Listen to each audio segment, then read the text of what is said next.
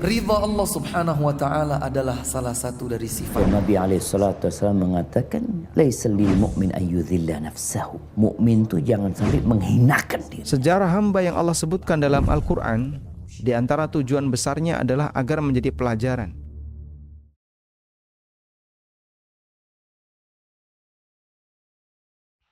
Bismillahirrahmanirrahim. Assalamualaikum warahmatullahi wabarakatuh.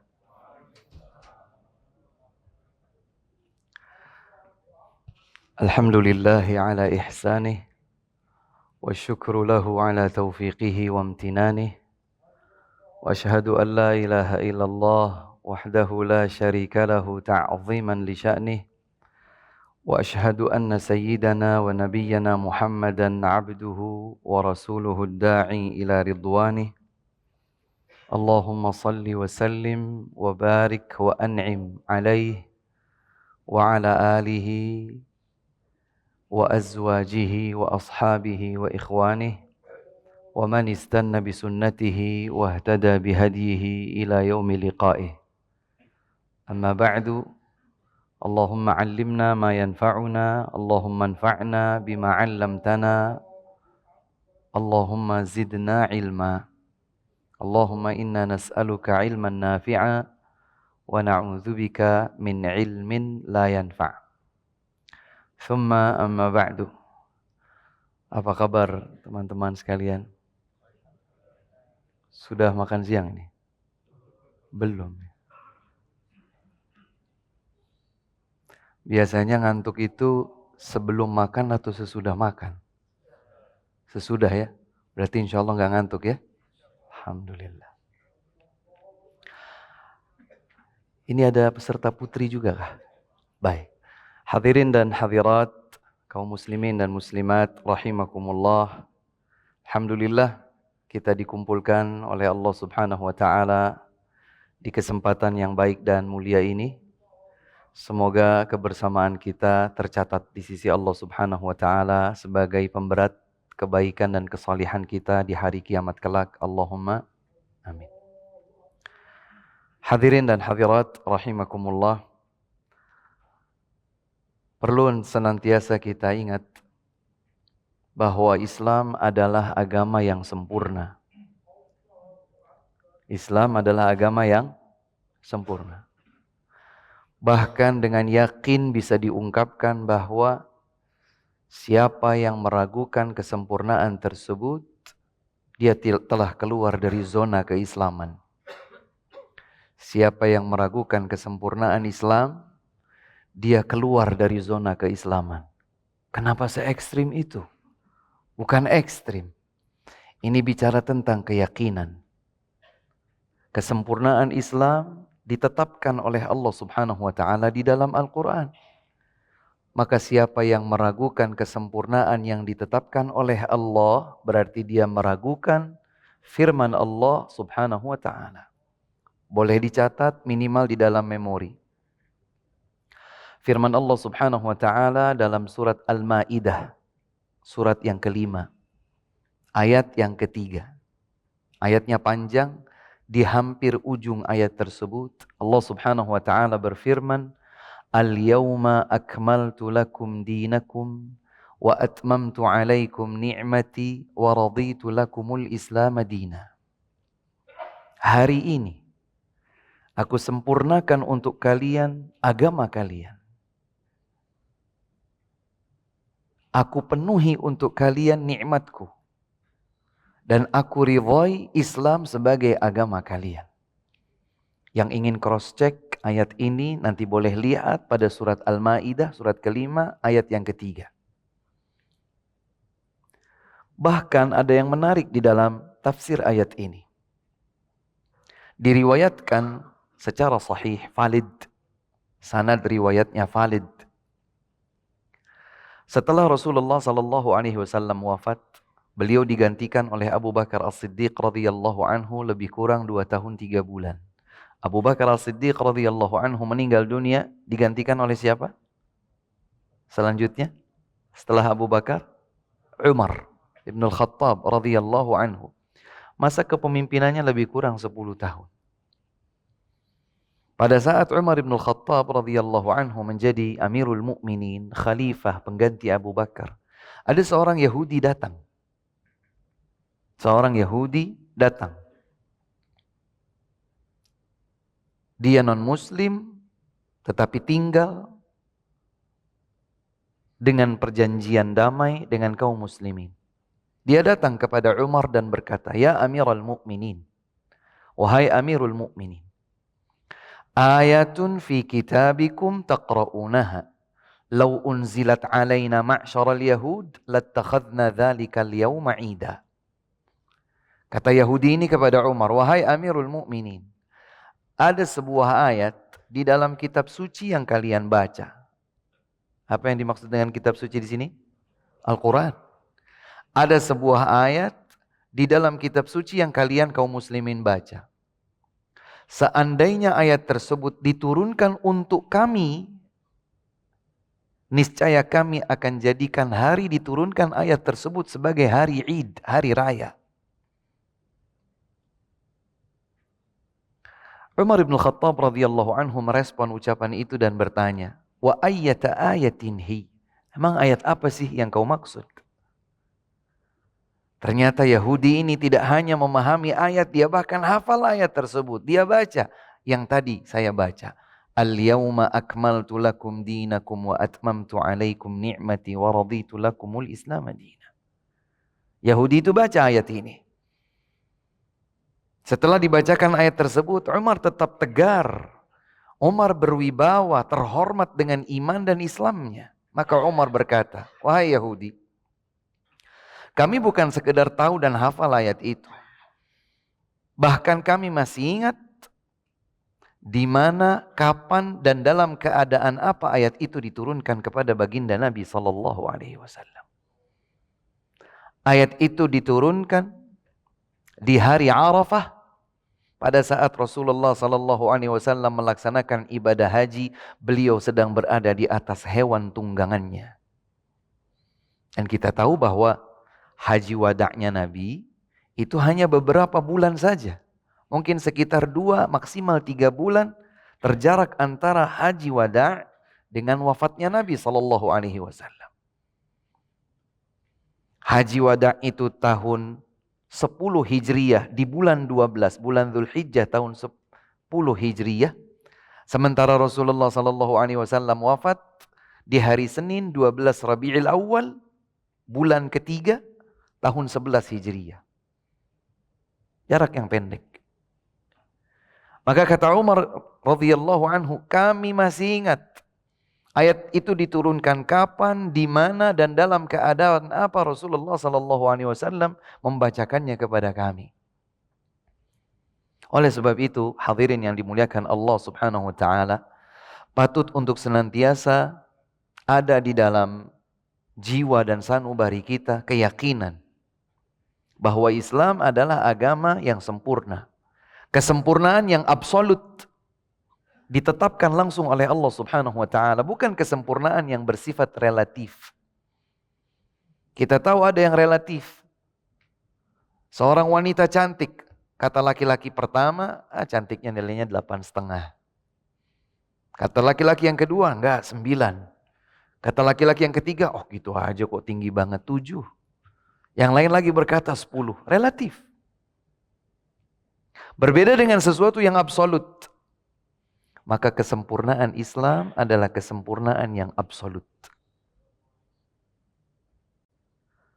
Dan di antara kesempurnaan Islam tersebut, uniknya adalah kesempurnaan yang tidak hanya pada ruang lingkup kehidupan beragama saja. Tetapi Islam juga sempurna menjadi tuntunan untuk kehidupan dunia. Islam sempurna menjadi panduan dan tuntunan terhadap lingkup kehidupan dunia. Benar demikian? Benar. Terlalu banyak ayatnya, terlalu banyak hadisnya. Saya coba sebutkan beberapa contoh. Suatu hari Rasulullah SAW setelah berhijrah ke kota Madinah, kita tahu bahwa di kota Madinah culture-nya berbeda dengan kota Mekah. Saya tidak tahu, tapi saya berprasangka baik, yang hadir di sini sudah pernah umroh minimal. Sudah pernah umroh ya Pak ya? Kalau belum, semoga perusahaan bisa memberangkatkan semuanya umroh secara bertahap. Kalau umroh pasti ke Mekah, pasti ke Madinah. Di Mekah, kulturnya itu adalah perniagaan, sehingga banyak orang berdagang. Termasuk mereka berdagang di musim panas, di musim dingin. Kalau di musim panas mereka ke Syam, negeri Syam. Kalau musim dingin mereka ke negeri Yaman. Li'ilafi Quraisy, ilafihim rihlatash syita was-saif. Adapun di kota Madinah, kulturnya berbeda. Mereka itu bercocok tanam. Dari dahulu sampai sekarang Madinah terkenal dengan kultur bercocok tanam masyarakatnya. Setelah Rasulullah SAW berhijrah dari Makkah ke Madinah, suatu hari Rasulullah SAW melewati sebagian orang Madinah yang sedang melakukan talqih atau takbir, penyerbukan korma. Di serbuk sari ditempelkan ke putik, sehingga terjadi penyerbukan, kemudian akan ada pembuahan dan seterusnya. Ya. Rasulullah SAW bertanya, apa yang kalian lakukan? Kemudian orang-orang Ansar, kaum Ansar ini menjawab, wahai Rasulullah, kami sedang melakukan penyerbukan. Kata Rasulullah SAW, andai kalian tinggalkan hal itu, semoga tetap menjadi baik. Kemudian Rasulullah SAW berlalu pergi. Kaum muslimin, para sahabat, kaum Ansar mendengar Nabi SAW berstatement seperti itu, mereka tahu bahwa ini adalah figur sosok yang tidak berucap dari hawa nafsu. Langsung beriman, baik Rasul, kami gak perlu begini-begini, hasilnya tetap baik. Menjadi mudah. Waktu berlalu, tiba waktu panen, ternyata rusak. Ternyata hasil panennya tidak sebagaimana ekspektasi mereka. Ketika tidak dilakukan penyerbukan, tidak datang hasil panen sebagaimana yang mereka biasa temui. Maka mereka pun menjumpai Rasulullah SAW. Mereka berkata, wahai Rasulullah, dahulu engkau melewati kami, mengatakan demikian dan demikian, kami tinggalkan, tapi ternyata sekarang hasilnya enggak baik. Maka Rasulullah SAW meminta maaf kepada mereka, kemudian beliau berstatement. Statement ini yang saya maksud tadi, bahwa kesempurnaan Islam tidak hanya mencakup lingkup tuntunan agama, tapi juga lingkup tuntunan dunia. Nabi bersabda, in kana syai'an min amri dunyakum fasya'nukum bih, wa in kana min amri dinikum fa ilayya. Kalau ada urusan, itu urusan keduniaan kalian, ya terserah kalian. Tapi kalau ada urusan agama, maka kembalikan kepadaku. Hadis ini diriwayatkan oleh Imam Ibnu Majah. Dalam riwayat yang lebih valid diriwayatkan oleh Imam Muslim, Nabi bersabda, antum a'lamu bi umuri dunyakum. Kalian lebih mengerti tentang urusan dunia kalian. Hadirin dan hadirat yang dimuliakan Allah, para ulama menjelaskan maksud dari statement Nabi SAW dalam sabdanya ini adalah Islam tidak tutup mata, Islam tidak tutup telinga terhadap segala sesuatu yang menghadirkan kebaikan di dunia, dengan catatan tidak menyelisihi tuntunan agama. Saya ulangi, Islam tidak tutup mata, Islam tidak tutup telinga. Pengelolaan sesuatu yang menghadirkan kebaikan di dunia dengan syarat tidak menyelisihi tuntunan agama. Silakan. Jadi misalnya kita di dalam konteks sebuah tata kelola company, perusahaan misalnya. Boleh ada manajerial, boleh ada pengaturan akuntansi dan keuangan, SDM, HRD dan lain sebagainya, silakan. Selama tidak menyelisihi tuntunan agama. Karena Islam mengakomodir hal tersebut, Islam tidak melarangnya. Ada di zaman Nabi SAW masjid seperti ini? Tidak ada. Pilar-pilarnya adalah batang-batang pohon korma. Atapnya adalah daun-daun korma yang dikeringkan. Lantainya pasir. Mimbarnya tumpukan tangga. Tapi apakah kemudian kalau kita bangun masjid sehebat dan semegah ini, sekondusif representasi seperti ini, kita tidak ada masalah. Kenapa? Selama tidak bertentangan dengan tuntunan agama, silakan.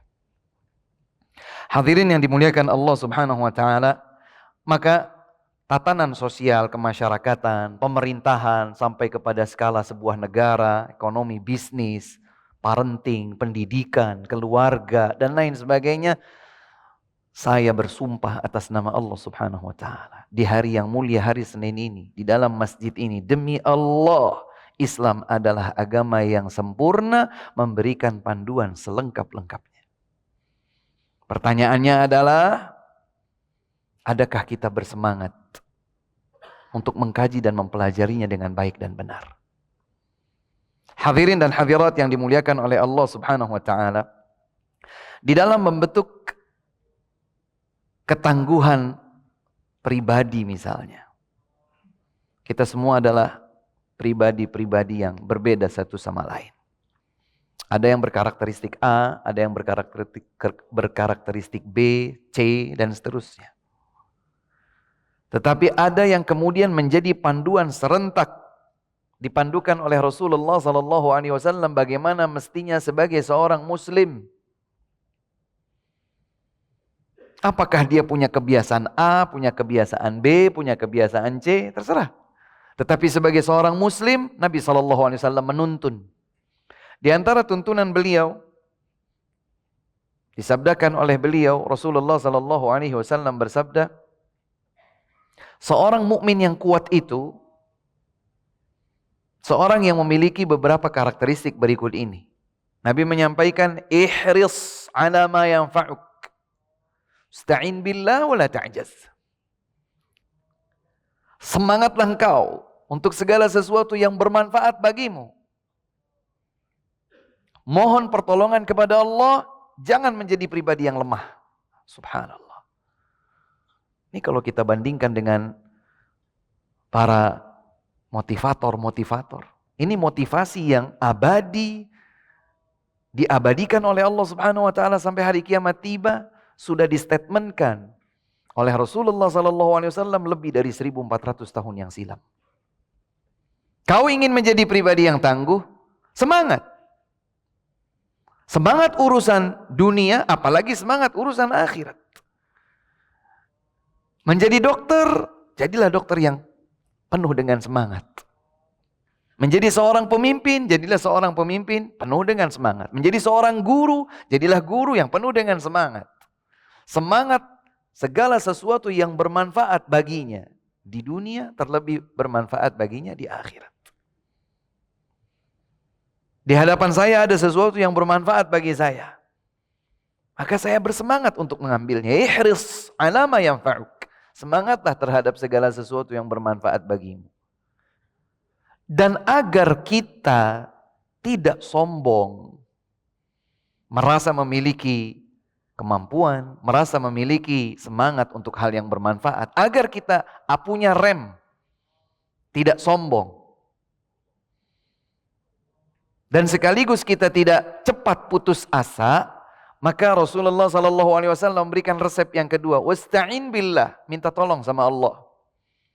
Jangan sampai kita menjadi Qarun.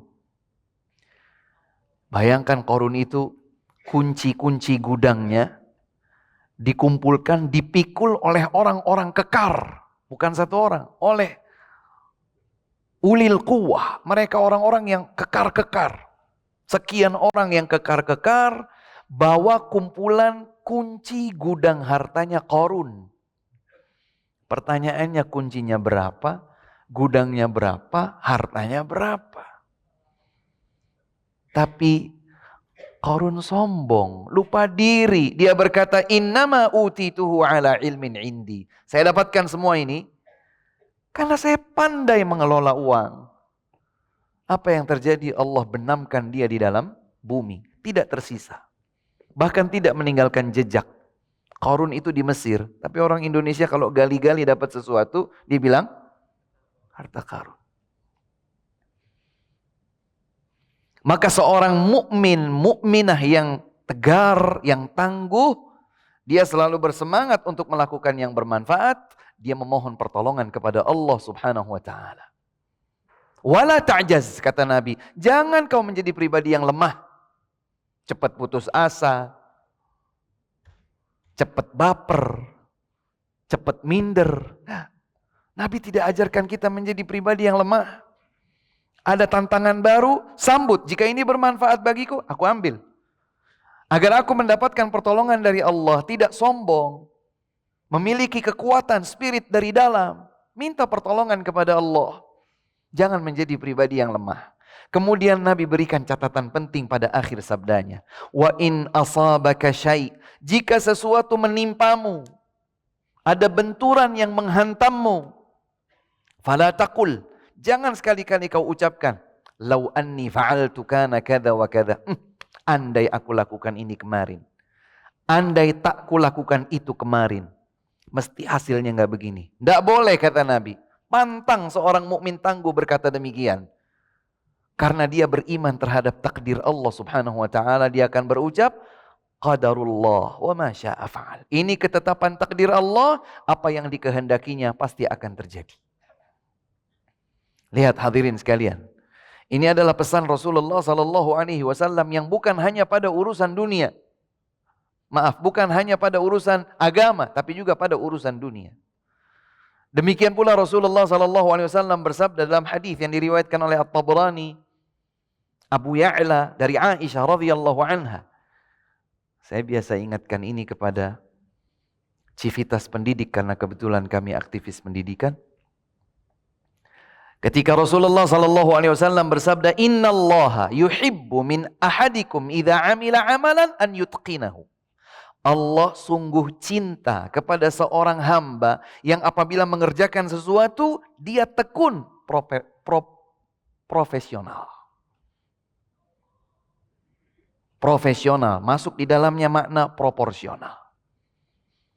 Apabila melakukan sesuatu, dia lakukan yang terbaik. Dalam lingkup pekerjaan atau aktivitas apapun. Jadi guru yang profesional. Jadi tenaga kerja yang profesional. Jadi seorang akunting misalnya, jadi akunting yang profesional. Dan seterusnya, dan seterusnya, dan seterusnya. Maka Islam ini adalah agama yang luar biasa sempurna. Allah Subhanahu wa taala mengabadikan sebuah ayat dalam surat Al-Qasas ayat 26. Ini juga masuk ke dalam lingkup company, perusahaan seperti ini.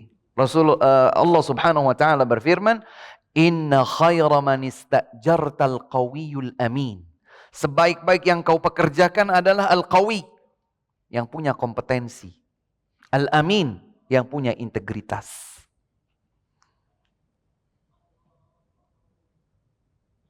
Yang punya kompetensi dan punya integritas. Itu digariskan di dalam Al-Quran, ikhwah. Surat Al-Qasas ayat 26. Maka alhamdulillah kita berada di zaman di mana Islam alhamdulillah dengan mudah bisa kita kaji, bisa kita pelajari. Saya mengajak kepada semuanya untuk selalu bersemangat belajar ilmu agama Islam. Karena Islam sebagai agama yang sempurna menggariskan semua yang terbaik dalam lingkup agama, dalam lingkup kegiatan dunia.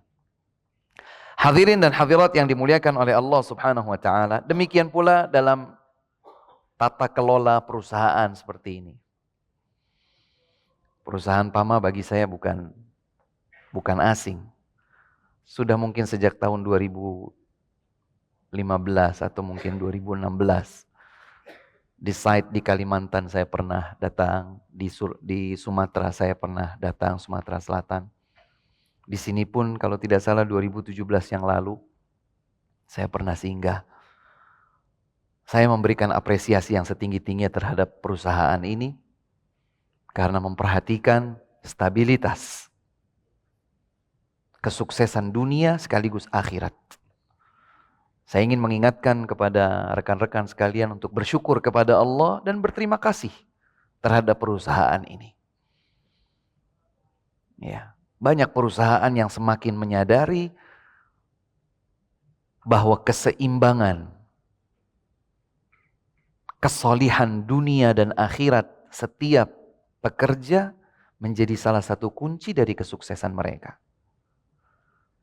Saya pernah tanyakan ini kepada perusahaan asing di Indonesia. Saya juga pernah beberapa kali menanyakan, berdiskusi dengan beberapa perusahaan BUMN. Semua menyadari hal yang sama. Semakin diberikan perhatian dan porsi yang proporsional untuk kesolihan dunia dan akhirat, maka stabilitas, amanah, integritas akan terjaga. Sekali lagi saya mengajak kepada semuanya untuk berterima kasih, bersyukur kepada Allah, berterima kasih kepada perusahaan. Tidak setiap perusahaan tempat seseorang bekerja bisa memfasilitasi seperti ini. Salat kondusif, di tempat yang nyaman, ada kegiatan-kegiatan ilmiah seperti ini, difasilitasi, subhanallah. Semoga Allah berkahi perusahaan ini dan memberikan manfaat yang besar, luas untuk kaum muslimin. Hadirin yang dimuliakan Allah subhanahu wa ta'ala, salah satu kunci kesuksesan di dalam tata kelola sebuah perusahaan yang dijalankan oleh komunitas, ya sekian banyak orang, adalah sinergitas. Salah satu kunci kesuksesan yang dituntunkan oleh Islam, agama yang sempurna ini, adalah sinergitas. Islam mengajarkan kepada kita sinergitas, bersinergi. Di dalam sebuah ayat yang barangkali jamaah sekalian sudah pernah mendengarnya, atau bahkan sering, atau bahkan mungkin sudah menghafalnya. Allah subhanahu wa ta'ala berfirman dalam surat Al-Ma'idah ayat 2. Ayatnya juga panjang. Di bagian dari ayat tersebut Allah subhanahu wa ta'ala berfirman, وَتَعَاوَنُوا عَلَى الْبِرِّ وَالتَّقْوَى وَلَا تَعَاوَنُوا عَلَى الْإِثْمِ وَالْعُدْوَانِ. Saling tolong menolonglah kalian dalam hal kebajikan dan ketakwaan. Jangan saling tolong menolong dalam perbuatan dosa dan permusuhan. Kaidah yang universal dalam kehidupan kita. Apakah kehidupan beragama ataupun kehidupan dalam konteks keduniaan. Makanya alhamdulillah di negeri kita ada istilah gotong royong misalnya. Ada istilah solidaritas misalnya. Ya. Bahkan beberapa sila di dalam Pancasila ada yang relevan dengan tuntunan Islam dalam hal ini. Kita diajarkan untuk bersinergi. Kita diajarkan bukan hanya bersinergi, saling tolong menolong, saling bahu membahu. Tolong menolonglah kalian. Ini konteksnya perintah. Kalau perintah itu berkonsekuensi hukum wajib. Saling tolong menolonglah kalian dalam kebajikan dan ketakwaan. Jangan saling tolong menolong dalam perbuatan dosa dan permusuhan. Makanya kalau bersinergi luar biasa. Perusahaan itu misalnya terdiri dari sekian banyak unsur. Strukturalnya pun memiliki hierarki dari atas ke bawah. Kalau setiap individu muslim, muslimah meyakini bahwa yang berada di pucuk pimpinan tidak akan mungkin sukses dan berhasil kecuali dengan sinergi yang ada di bawahnya, maka atasan tidak akan pernah melupakan yang di bawah. Begitu pula sebaliknya. Ketika yang berada di jajaran bawah, yang kompetensinya tidak lebih tinggi daripada pimpinannya, maka dia tahu bahwa ada beberapa kebijakan mungkin belum tertangkap dengan nalarnya. Dia belum tahu lingkup yang lebih luas dari yang dia ketahui. Oh, ternyata pimpinan atau mungkin perusahaan menetapkan kebijakan demikian dan demikian. Ketika dia patuh, ada compliance yang dia jaga sehingga dia tidak kanan kiri. Ada sikap sinergi, ta'awun 'alal birri wat taqwa. Masya Allah. Coba kita, ini Jakarta itu luar biasa kalau dibandingkan dengan daerah, tentu jauh berbeda. Saya kebetulan tinggal di Magelang, Jawa Tengah.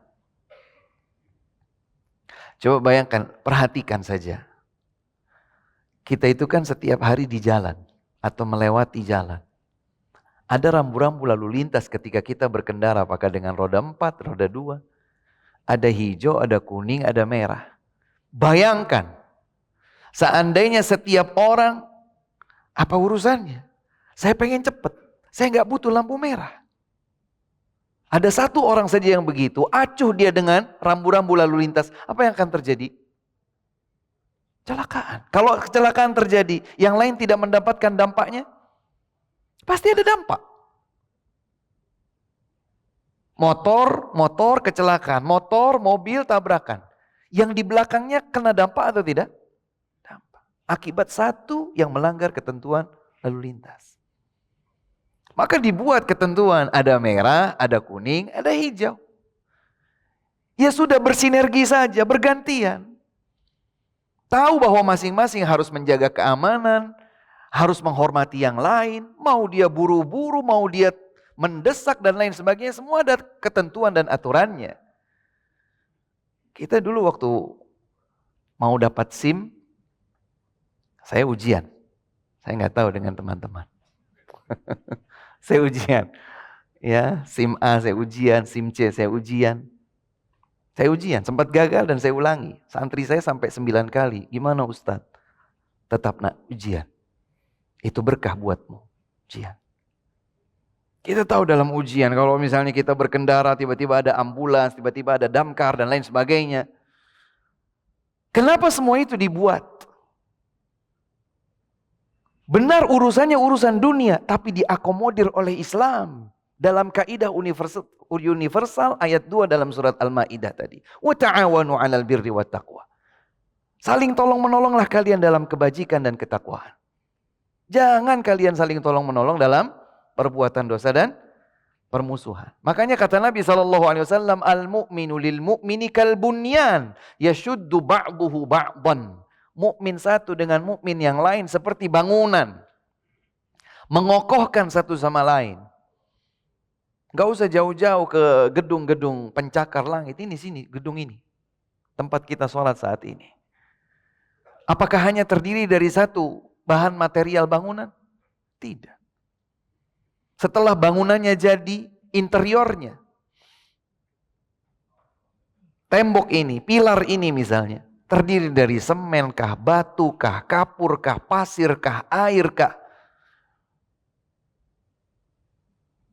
Dia menjadi sesuatu yang bersama, menyatu. Maka kata Nabi SAW, satu mukmin dengan mukmin yang lain kalbunyan yashuddu ba'duhu ba'dan. Begitu juga dengan lingkup pekerjaan rekan-rekan sekalian. Ada rekan yang sejawat, ada atasan, ada mungkin bawahan jajaran. Ada rekan dari divisi yang berbeda, dari departemen yang berbeda. Bayangkan kalau semuanya cakar-cakaran, egosentris masing-masing, jadi perusahaan sukses? Gak bakal sukses. Percayalah, tidak akan pernah sukses. Sukses hanya bisa terwujud bila ada sinergitas yang harmonis. Semua komponen, semua unsur, semua divisi, Islam mengajarkannya. Islam menuntunkannya. Ustadz sebetulnya sudah ditata, tapi mungkin ada beberapa orang yang tidak tahu. Kalau tidak tahu, dikasih tahu. Man dalla ala khairin falahu mithlu ajri fa'ilih. Siapa yang menunjukkan kebaikan pada seseorang, dia dapat pahala kalau kebaikan itu diikuti oleh orang lain. Subhanallah. Sudah dikasih tahu Ustadz, sudah paham semua. Tapi ada orang yang suka lupa. Namanya lupa diingatkan. Bukan lupa Ustadz, dia pura-pura tidak tahu. Diberi peringatan. Subhanallah, semua ketentuan itu ada. Di dalam Islam pun diatur. Rasulullah SAW pernah menegur para sahabatnya atau tidak? Tegur. Saya berikan contoh. Memang dalam konteks agama, tetapi juga berlaku dalam konteks kehidupan dunia. Ketika Mu'adz bin Jabal radhiyallahu anhu pimpin salat Isya. Memimpin salat Isya. Rasulullah SAW kalau memimpin sholat Isya, sholatnya itu relatif lebih panjang daripada sholat maghrib atau sholat yang lain. Ternyata Mu'adz bermaksud baik, ingin mengajarkan kepada jamaahnya sholat sebagaimana sholatnya Rasul SAW. Panjang bacaannya. Ada satu jamaah belum tahu. Dia membatalkan sholatnya, sholat sendiri di pojokan. Sampai informasi itu kepada Nabi SAW. Siapa yang ditegur? Imamnya atau yang membatalkan sholatnya dan sholat sendirian di pojok? Yang ditegur imamnya. Afattanun anta ya Mu'adz. Ada teguran. Karena Islam itu komprehensif untuk seluruh bagian. Hadirin yang dimuliakan Allah Subhanahu wa taala, kalau kemudian mungkin sudah sempat terjadi crash, konflik, macam-macam konfliknya jenisnya, konflik komunikasi, konflik macam-macam kepentingan. Maka Rasulullah SAW berpesan, dan pesan ini berlaku buat kita semua dalam dimensi kehidupan apapun. Apakah dalam dimensi beragama, apakah dimensi kehidupan sosial, dalam kehidupan berumah tangga dan lain sebagainya. Nabi bersabda, la tabaghadu, jangan saling benci. Jangan saling benci. Wala tahasadu, jangan saling dengki. Yang pertama tadi apa? Jangan saling benci. Yang kedua, la tahasadu, hasad, jangan saling dengki. Wala tadabaru, jangan saling membelakangi. Nggak mau lihat, nggak mau tahu, cuek, bodoh amat. Jangan, kata Nabi. Wala tadabaru, jangan saling membelakangi. Wa kunu ibadallahi ikhwana, jadilah kalian hamba-hamba Allah yang bersaudara. Allahu Akbar. Jadilah hamba-hamba Allah yang bersaudara. Andai ada kekeliruan, konflik atau apapun terjadi, kata Nabi, la yahjur al-muslimu akhahu fawqa thalath. Jangan mendiamkan saudara lebih dari 3 hari. Andai konflik terjadi, subhanallah. Jadi bukan hanya preventif, tapi juga solusi. Kalau seandainya konflik sudah sempat terjadi, bagaimana Ustadz? Nabi yang berpesan, bukan saya. Nabi berpesan, jangan lebih dari 3 hari. Ustadz, sudah lebih dari 3 hari. Ya sudah, tuntaskan. Saling meminta maaf, saling memaafkan, memulai dari yang baru, ikuti ketentuan, berlapang dada untuk menerima, dan seterusnya. Inilah Islam. Hadirin yang dimuliakan oleh Allah Subhanahu wa taala, semoga yang sedikit ini bisa bermanfaat buat kita semua, bahwa salah satu kunci kesuksesan di dalam tatanan kelola sebuah perusahaan, Rasulullah SAW banyak di dalam hadis-hadisnya. Begitu juga ayat-ayat Al-Quran mengajarkan kita urgensi sinergitas. Jaga persatuan, jaga persaudaraan, apalagi kita sesama umat Islam. Bahkan Rasulullah SAW itu juga menjaga persatuan tatkala bersama dengan selain kaum muslimin. Oh iya? Iya. Ingat peristiwa hijrah dari Mekah ke Madinah. Ingat? Dibuat sayembara. Siapa yang bisa hadirkan Muhammad kembali ke Mekah, hidup ataupun mati, bagi dia 100 ekor onta. Dihitung saja, dikalkulasi, 1 ekor onta sekarang ini 5.000 real. Kalau 1 realnya 4.000 rupiah, silahkan dikalkulasi. 100 ekor onta itu lebih kurang 2 miliar. Dulu. 2 miliar sekarang saja banyak. Maka Rasulullah SAW berhijrah. Penunjuk jalannya dari Mekah ke Madinah 450 km berjalan, nggak pakai kereta cepat apalagi pesawat. Penunjuk jalannya Rasul adalah seorang musyrik non-muslim, penyembah berhala. Tetapi ada transaksi profesional, kau dibayar, amanah ya. Punya kompetensi, punya integritas, menjaga amanah untuk sebuah perjalanan. Maka Nabi bersepakat dengan dia, satu orang individu. Tatkala Nabi SAW sampai di Madinah, ada komunitas-komunitas kabilah-kabilah Yahudi Bersepakat. Saling menolong ya. Tidak boleh saling merugikan ya. Tidak boleh saling mengganggu ya. Tidak boleh saling menjatuhkan ya. Menjadi satu kesatuan untuk membela kota Madinah ya. Itu dilakukan. Jadi sesama kaum mukminin kita bersatu. Sesama masyarakat sosial, manusia, bahkan terhadap non-muslim ada aturan yang berlaku pada batasan-batasan yang ditentukan di dalam agama. Silahkan kita junjung tinggi tuntunan Allah Subhanahu wa taala dan Rasulnya sallallahu alaihi wasallam. Jangan pernah lepas dari berdoa. Yang meninggikan adalah Allah, yang menjatuhkan adalah Allah.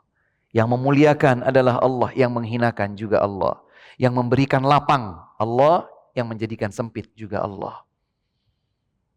Maka kalau kita berdoa kepada Allah, menjunjung tinggi hukum Allah Subhanahu wa taala, semoga kesuksesan dan kejayaanlah yang kita raih di dunia dan di akhirat kelak. Kira-kira ini yang dapat kami sampaikan, kurang dan lebihnya kami mohon maaf. Wallahu taala a'lamu bis-shawab wa akhiru da'wana anil hamdulillahi rabbil alamin. Saya dipesankan untuk membagikan door prize melalui pertanyaan. Pertanyaan pertama, mudah saja. Siapa yang bisa menyebutkan surat apa, ayat berapa, dinyatakan bahwa Islam adalah agama yang sempurna? Siapa yang bantu saya menentukan? Yang jawab siapa ini? Saya nggak tahu, silakan Mas. Surat yang kelima Al-Ma'idah ayat yang ketiga. Masya Allah, door prize yang pertama. Yang kedua, siapa yang bisa menyebutkan pesan-pesan Nabi SAW untuk menjadi pribadi yang tangguh? Silakan. Surat Al-Qasas ayat 26.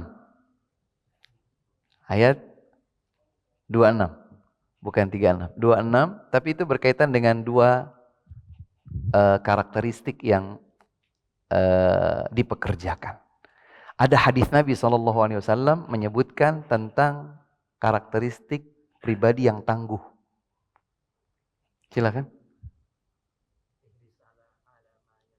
Naam, ihris ala ma yanfa'uk. Apa artinya? Bersemangat. Mumtaz, untuk sesuatu yang bermanfaat. Wasta'in billah. Mohon pertolongan kepada Allah. Apa artinya? Jangan menjadi lemah. Ini 3. Ya. Yang keempat, catatan pentingnya, kalau dihantam dengan sebuah musibah, jangan berandai-andai, aduh andai begini, andai begitu, ini lemah. Tapi ucapkan, ini takdir Allah Subhanahu wa taala, apa yang Allah kehendaki, Allah akan lakukan. Silakan beliau dapat hadiah. Pertanyaan ketiga. Dalam surat apa, ayat berapa Allah Subhanahu wa taala mengajarkan kita kualifikasi seseorang yang layak untuk dipekerjakan? Surat apa?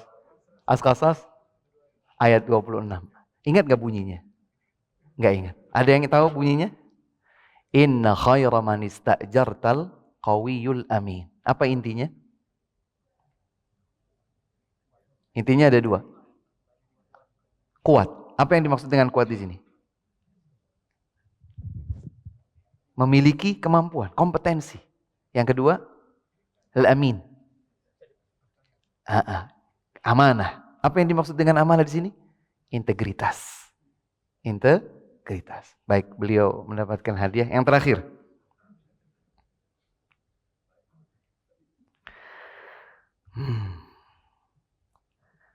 Di dalam surat apa, ayat berapa? Ya. Sudah tahu beliau. Jangan-jangan baca. Saya nggak kenal beliau ya.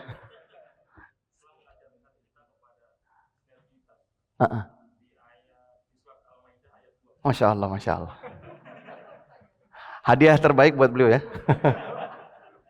Baik, demikian saja. Terima kasih atas perhatiannya. Senang sekali bisa bersama rekan-rekan sekalian. Subhanakallahumma bihamdik. Asyhadu an la ilaha illa anta. Astaghfiruka wa atubu ilaik. Assalamualaikum warahmatullahi wabarakatuh.